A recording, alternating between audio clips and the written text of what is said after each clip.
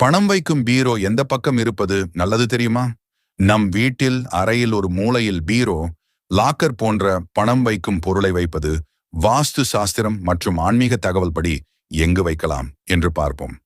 இந்த ஒரு ஆன்மீக தகவலை தெரிந்து கொள்ளும் முன் இந்த சேனலை சப்ஸ்கிரைப் பண்ணிட்டு உங்களுக்கு ரொம்ப பிடித்த கடவுள் பெயரை கமெண்டில் பதிவிடவும்.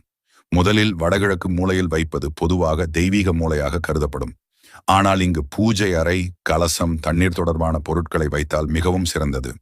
பணப்பீரோவை இங்கே வைக்காமல் வடக்கு சுவரை ஒட்டி வைப்பது நல்லது. தென்மேற்கு மூலை, இந்த மூலை மிகச் சிறந்தது. பணப்பீரோவை தென்மேற்கு மூலையில் சுவரை ஒட்டி வைத்து அதன் கதவு வடக்கு நோக்கி திறக்க வைத்தால் பணம் வீட்டில் சேரும். பணத்தை வைப்பதற்கு மிகவும் சிறந்த இடம் என்றால் அது தென்மேற்கு மூலைதான்.